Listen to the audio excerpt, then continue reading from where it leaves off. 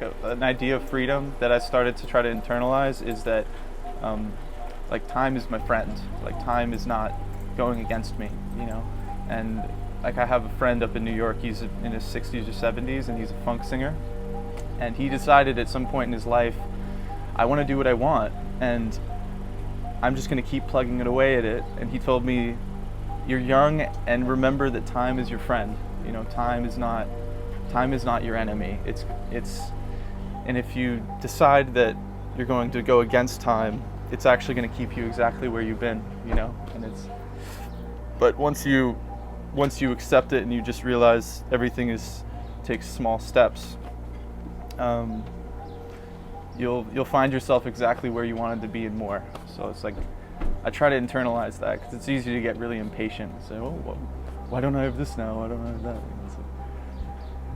And not every opportunity will just land in your lap, but if you're taking those little steps, you might, and if that's what you expect, and you understand that things take a lot of time to develop, you know, like naturally with your own effort, sometimes like somebody will just drop into your life that has exactly what you wanted, and then all of a sudden you're there, you know, so, but don't expect it.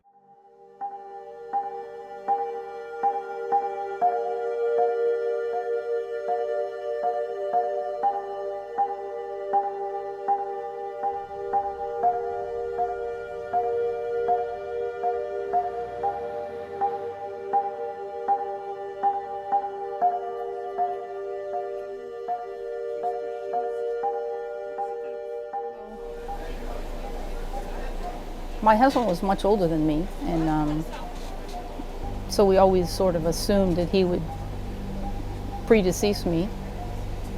I tried to be prepared.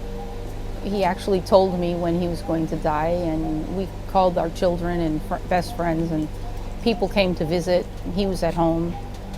So as far as someone dying, it was a good experience. But for me, even though you think you can try and prepare, you really cannot prepare for that. There's a song in Italian. I forget which group it is. Can I say it in the interview? I think it's Il Divo, and it's Esisto dentro me. Excuse the bad accent. And it means you exist in me. And when you spend many, many years with somebody, I think you like become part of each other. And when they leave, it's like you've lost a part of yourself. And it really brings you to your knees. But then you also find out who your good friends are. And you see the humanity in people, even strangers that have done kindnesses for me that I really have appreciated. And it's made me more compassionate to other people that have lost someone that they loved. It's also left me in a spot of being older and feeling alone, but trying to, it's like going through a tunnel, trying to find a way to be happy again. Because if my husband was alive, that's what he wanted for me. He was always telling me what dating website I should go to after he